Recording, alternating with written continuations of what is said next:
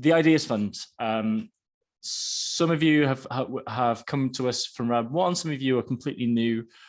So just to give a very quick kind of background, the rationale about the Ideas Fund is really trying to pick up on the idea of how can a connection with mental well-being research and researchers help support communities. And this is coming from a place acknowledging that historically and even currently at the moment, very often when researchers and communities work together, very often it's the researchers who set the agenda, it's the researchers who get the funding, it's the researchers who find a community to make this happen. And of course, that isn't always the case, but we recognize that there is a power dynamic to how the relationship of research and communities. And so what this grant scheme is trying to do is really trying to rebalance that, to make it more equitable, to make it more community-led, more participatory, and really trying to, I guess, pair the importance and the actual expertise that is lived expertise, as well as learned and academic and professional expertise as well. And so that's really what we're trying to do in this space. It's funded by Wellcome Trust, who are one of the largest biomedical research funders in the world. And it's supported by the British Science Association, which also, like ourselves, likes to see more and more people being represented and having an influence around the science and research that goes on around us.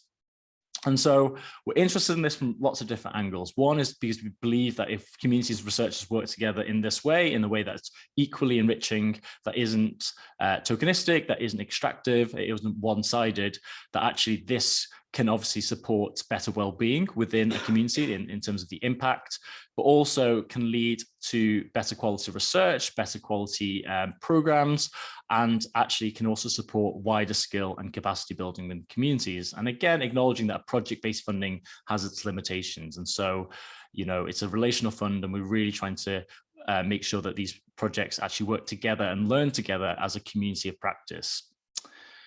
And again, similarly, in terms of the relationship, really trying to get this dynamic where it feels like it's about building a relationship with the researcher. It isn't just buying in expertise, buying in a consultant to do something on a community or to conduct evaluation or research on a community, but really is working with and by the community as well. And so just to kind of maybe emphasize that in a slightly different way, you know, this isn't strictly a mental well-being research fund. So there is research funding that exists for that type of work, and it isn't just to support mental well-being interventions or service delivery, but it's trying to find the kind of sweet spots in the middle of this space. Now, this is a really difficult task in many ways, navigating that space, because actually there's lots of blurred lines, and many of the projects that we support at the moment, with the 15 programs and projects we support in the Highlands and Islands, many of them are, for example, community-based action research or peer-based research. Many of them will incorporate some elements of service and having researchers and peer researchers feed into that process. So there are blurred lines within this. But to give you a sense of what we're trying to look for, if you're looking for purely a research piece or purely a kind of a community intervention type piece, that might not be something that is eligible moving forward. However, the way that we've redesigned the scheme is actually to kind of focus on actually acknowledging the fact that, as many of you have already said, writing an application, building a partnership, putting in a project proposal and budget takes a lot of time. And it takes a lot of conversations. And again, that's the downside and challenge to a relational type fund. And many of you, again, in the last round, were part of many conversations, but a lot of it felt like it came to the application form. And then, of course, we did have an independent panel to go through that with community members represented, but at the same time, acknowledging that it's a competitive fund, and it was a really difficult process to sometimes just get through onto the paper stage. And so what the scheme is trying to do this time is take an incubator approach. So we are doing hopefully a much more light touch expression of interest process. So really it's just about telling us who you are, and I'm jumping the gun a little bit, telling us who you are, telling us why you might be interested in working between a community and researcher, what kind of mental wellbeing issues are important to you and your community. And then through that process, funding up to 7 organizations, so groups, or it doesn't have to be an organization, it can be an informal group, to then actually provide really tailored bespoke support to then develop a project together and do the matchmaking. And that part of that time is funded by the scheme. So there's a £3,000 grant to cover that development time over a few months and a couple of meetings. So I'm jumping the gun a little bit, but hopefully it means that in that space and with that time, if you're selected to go into the incubator process, that we will work together to kind of find that sweet spot about what your community needs, what researchers out there, what researchers might be available to partner with you, and then working out a project together. So where are we now? We've currently funded 15 projects in the first round. We funded 13 of these projects through the panel process, and 2 of them were selected partly through the panel, partly through looking at the portfolio and what was kind of missing and what would complement the portfolio. And those 2 projects, High Ability and Northeast Historical Society, were then actually put through an incubator process. So already we were trying to work out how we can make this round 2 a little bit different. And actually they were our process of trialing and piloting what an incubator scheme might look like. And then they were eventually funded for the projects and are in the portfolio now. We meet once a month as a community of practice. So again, it's not the type of funding scheme where you get the money and then we expect a report at the end and that's kind of that. It is very relational. We meet once a month and we invite all, so both the community and the project partners, but also any of the peer researchers or participants are also very welcome to meet. And again, this is a really important element of the fund because we believe that bringing these projects, even if they're looking at different aspects of mental well-being separately, actually bringing them together is really important in terms of building a network, sharing peer leadership and sharing different expertise in terms of the challenges that the projects might be having, but also the successes and the wins together. And that's a long-lasting, hopefully, relationships that we can nurture even beyond the lifespan of any funded project. I'm not going to read out all of these, and these are also explained a little bit more on the website, but here are the 15 projects that we supported in the first round. You'll notice there's quite a wide range of groups. Some are very, very grassroots, kind of individuals who and community groups who have never received funding beforehand, all the way to the bigger kind of community trusts and Scottish Ballet and art centres and things like that. But throughout, you know, even in the example of Scottish Ballet, having a really strong kind of lead from their partner, Orkney MS, for example, so lived expertise leading through that work. There's more information of these and little explanations and some case studies as well, which might be helpful. And when we come back to talk to everybody, I might bring out a few actual examples with youth work projects, for example, to give you an idea of what types of projects can be developed. In terms of timeline for the process, so the deadline for the expression of interest is the 8th of June, so that's next Wednesday at noon.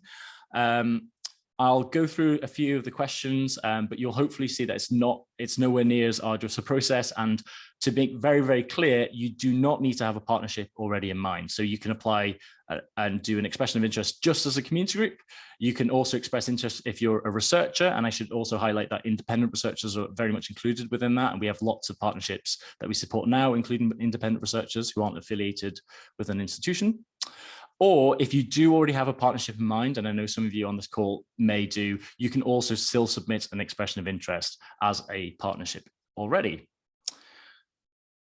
Through that, there's going to be once after June, there'll be a decision-making process, again, involving members of both communities and researchers in the Highlands and Islands to help us make a decision about which of the 7 organizations we might be able to support. And what's going to be really important in that process is, again, taking a bit of a portfolio-based approach. So trying to understand you know, a wide range of different geographies, types of projects, types of organizations, those who may have got funding, those who haven't, those who are partnered already, those who aren't, and what areas of mental well-being might be of interest as well. So really trying to kind of get a diverse group within that 7 that would also complement some of the projects that we currently fund. And in the incubate, for those who are successful, we'll hopefully be able to alert you in the 22nd of July. And for those that are, we'll basically completely tailor make a incubator process. Now, for some of you who may already have a partnership, that the incubator process might not be required to be quite so extensive or long, because you may already have something in mind. Whereas someone who might be starting from scratch, they might also need matching with a researcher, for example, will need potentially a few more meetings. Now, just to be really transparent, we definitely acknowledge that this incubator process is including the summer holidays, which is not ideal. There are some very practical reasons for that. The Wellcome Trusts who fund our work, the Ideas Fund isn't necessarily going to be funded beyond October next year, so we needed to make sure that that we started this process so that those that did get funding can have at least 12 months delivery for the project after the incubator. Obviously, we may have an extension and that won't be so cramped, and we'll know that closer to through this process, but that's one of the reasons why. That said, for the incubator process, I think we're going to be very, very kind of tailored and work with you to kind of work out what dates would work. And from what we learned from the pilots, incubator projects, this probably looks like somewhere between 6-7 meetings on average, I would say. And in between those meetings, a little, people would go and chat to the researchers and develop a project plan and then come back with us and then have a chat. So, but it could be more or less. It really depends on when you need it. And again, we kind of worked on the group's timetable. So we were very flexible with times and set a kind of a schedule that worked for the group, acknowledging again that there'll be holidays among this as well. So hopefully that kind of makes sense. I think that a really intensive process is one of the reasons why we're only supporting 7 groups, which I know in the grand scheme of things might not seem like a lot, but we acknowledge that this takes a lot of time to do that well. And this is also the phase that if you are a researcher and you expressed interest to potentially be matched to a group down the line, that means that's the part of the process where we might get back to you, and if you're interested and might match that of the community group as well. What we hope through the incubator process is by the end of it, you will have a really strong understanding of what happens next. Now, in some cases, it may well be possible that actually the what next could actually be a more formal research project or a different type of grant. It could be a culture grant, it could be a service delivery grant, in which case we'll use that incubator time to help signpost you and support that to other funders, for example, that might be more appropriate. But if an Ideas Fund project is right for you, and that's been worked out through the incubator process, we will work with you to develop a project plan for that, an appropriate budget, and hopefully then go through another decision-making process, but hopefully a much more straightforward one. Through that incubator process, we'll also be doing all the due diligence, for example. So hopefully it means that come October, November, if you are successful through that, then you can just start with your project and it'll be funded. Now, obviously, one of the main questions that you might have is how much funding can you access for the actual project beyond the kind of small grant, £3,000 for your time in the incubator stage. And there's no strict answer to that. So to give you a sense of scale, we funded previously projects from £9,000 all the way to £92,000. So quite a big range of projects in the round one. It's not a competitive process per se for those 7 projects or organizations, but what it's important to say is that we'll try and find the right size of grant for you. So in some cases, again, if it's really early days and actually it's more of a pilot project, it might be a smaller amount of money that you apply for that's appropriate. And for some where it might be building something that's really established, again, it might be larger amount. But again, it's very much going to be a conversation. You're going to have a lot of chat with me and a lot of chat with my colleagues at the Ideas Fund. So there's not going to be any surprises, and hopefully it will be completely mutually decided upon through this process. And so for that, whatever that size of that project will be, that will actually be able to be implemented come November onwards at the very latest. If you've got any questions as we go through, do put them in the chat and I'll come around. Just in terms of support, this is probably not so useful at this stage, but this is our second penultimate workshop. If you've got any further questions after this, I'm happy to pick up. I'll have another chat or call. And we have one more drop-in workshop on next Tuesday at 9 a.m., which is just the day before the expression of interest. Perfect. Now, finally, just before I wrap up, just to give you a sense of what we're looking for the expression of interest, we've worked really hard to try and balance and make this as light a process as possible. And so hopefully in terms of time investment, it's all questions that you will answer by virtue of you being here today. We just want to kind of know as a community group who you are, who is the community you work with, how are they represented, how are they involved in decision making, why are you interested in working with a researcher? And what kind of areas of mental well-being are you interested in? And hopefully through that, we'll be able to make a relatively informed decision about, you know, who you are as a group, what the potential there is, what interests, and then be able to balance and create a portfolio that feels that has a nice range of different projects. So I can go back to this a little bit, but I just kind of wanted to give you kind of a little bit of a snapshot of what types of questions we are asking. So tell us what, you know, each one of these are maybe 250, 300 words at the most, very much see that as a maximum as opposed to a minimum. But a lot of questions focused about who you are as an organization. And to be clear, you don't have to be necessarily a established or organization. We have supported grassroots groups beforehand. We do support limited companies and social enterprises in any format. Basically, we're happy to support, and we can set up systems for the due diligence later down the line. What's really important, I guess, is we are asking you, tell us about the ways in which your group involves or is connected to the community that you work with. And so maybe the element of this question is really trying to get a sense of how are, despite whatever type of organization you are, how are communities with lived expertise going to be part of the decision making? How are they represented? Is there an advisory group? Are they going to be part of the project steering group, for example? Are they going to be the researchers themselves? So it's about trying to really understand how, you know, the ethos of the fund is to support as much grassroots and bottom up as opposed to top down as much as possible. Obviously, the location where your project will take place, and we've taken the Highlands and Islands local authority kind of as our definition, which includes the whole of Argyll and Bute, just to be clear, Highland Council, Moray Council, Shetland and Orkney councils, and the Western Isles as well. And then we've got a few questions about how might you work with a researcher and why. So there's a tracking question, which is just asking your current confidence about working with a researcher.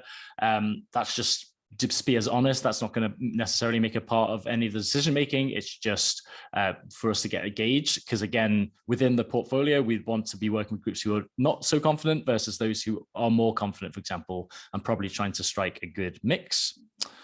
What excites you about the opportunity to work with a researcher?